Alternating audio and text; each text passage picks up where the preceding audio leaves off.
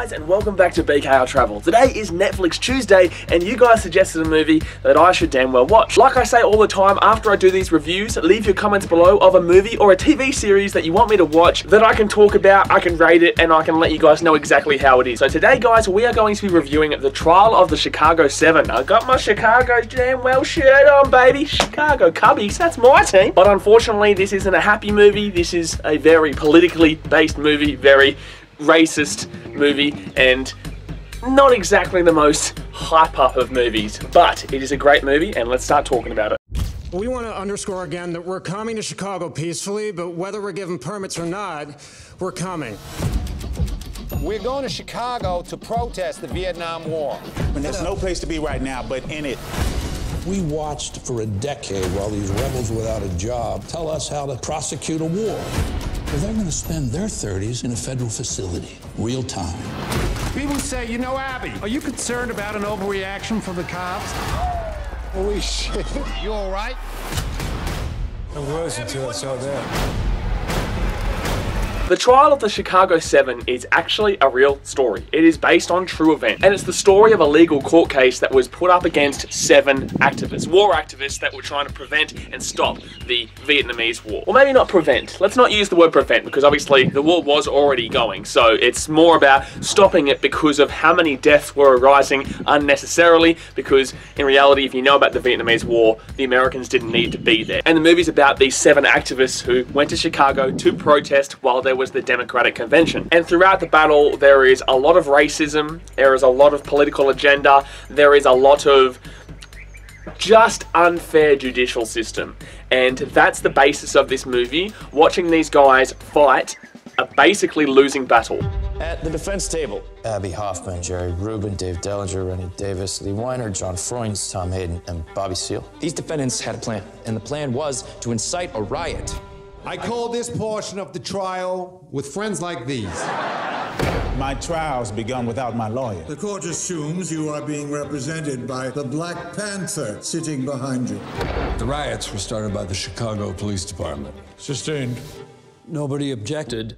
Alrighty, so what did I think of the actual movie? I always say in regards to movies that are based on true events that you're always going to get extra drama thrown in so that you can really feel the full effects of what was going on. This movie is surrounding like a 6 or 7 month period, so they kind of have to throw in things here and there that make you understand how tense the situation was, and obviously they want to add extra drama. There were a lot of inconsistencies with what actually did happen because of this, but I do get it. I understand why things need to be added in, and I understand why things need to be adjusted, but yeah, I did have a little bit of a problem with the actual consistencies of exactly what happened. With that being said, straight up, the judge, dickhead, straight up, not even question it, straight up, just an idiot. There was an incredibly racist scene that was inside the court that actually did happen, so there are things that did happen, and obviously the overall battle did happen, but yeah, it does frustrate me how they did have to not utilize what actually happened and try to throw in extra things even though it's a movie. The movie, I enjoy it because I know it's a real damn well story. I don't really need the extra drama. I just want you to tell me what's actually happening and put it together in something that I can follow on and really enjoy. So don't get me wrong, guys, I do really enjoy the movie, but I just didn't like the fact that there were differences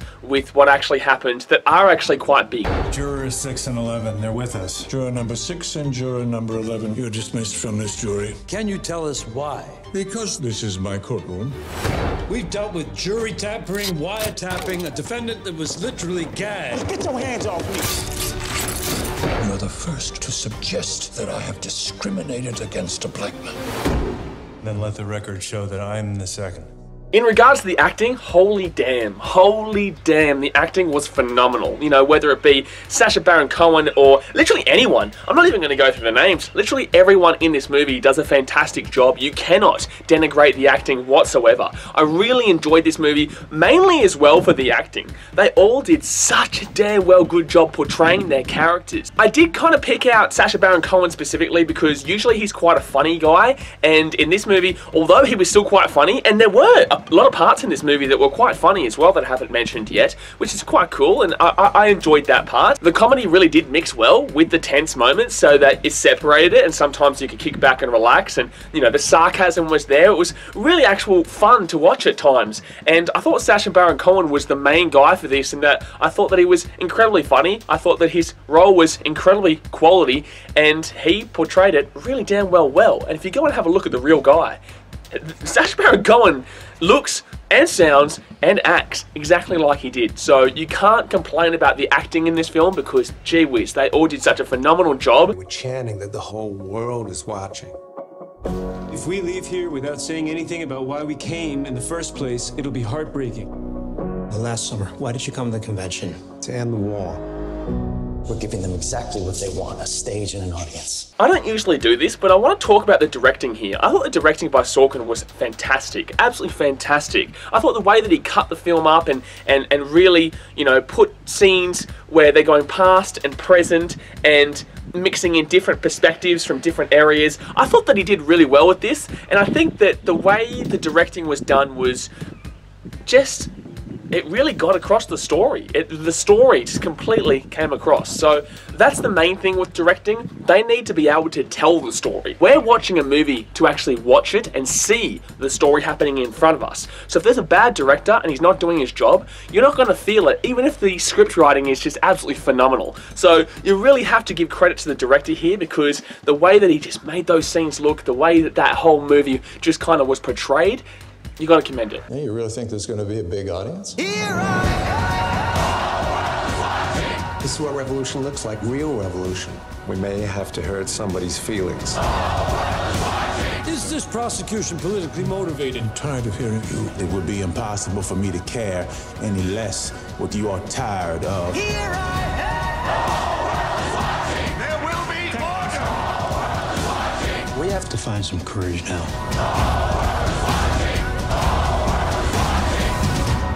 How much is it worth to you? What's your price?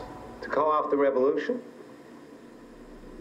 My life. Finally, the meaning of this film. What do I actually think about what it's portraying? Now, I want to say end racism, because obviously racism is still a part of our day-to-day lives 50 years on, 40, 50 years on from when this happened. You go and have a look at what's happened this year, and you go and have a look at what's happening then, nothing's really changed. So I guess that is a part of the meaning that I took from this, but the main meaning that I also want to take is that even when you're facing against all odds, even when you can't win, like you literally can't win, no matter what, keep fighting.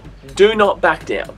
Keep fighting for your rights and keep fighting for who you are. This movie proves, don't stop. Just keep going. Yes, it's hard. Yes, everything is against you. Literally everything is against you. And although the battle is tough, just damn well keep fighting. BKR's review for The Trial of Chicago 7, I'm going to give it a 3.5 star. I understand that majority of people have given this 4 and 5, but for me, there are a few inaccuracies that really just kind of hold it back for mine. I think that the movie was great. I think that it was portrayed really well by the actors. I think the direction was really great. But I guess for me, personally, it just pulls it back in the sense that I wanted to see something that was incredibly accurate in regards to what actually happened. And although movies are meant to add in extra drama, I just really would have preferred it to stick a lot more to actually what happened. But in saying this, 3.5 stars is still a damn well fantastic movie. Do not get me wrong there at all. You need to watch this movie. It is a movie that represents so many cultural values. It represents history, and you need to watch it to understand what other people have gone through and what we're basically still going through. But anyway guys, that's going to do it for today's video. I hope you have enjoyed. Definitely hit that thumbs up button if you haven't already. If you haven't subscribed yet, join the BK Army. Jump down there, hit that big old red button. It's free, you may as well. But like I said, that's going to do us for today. Thanks for watching. Catch you later.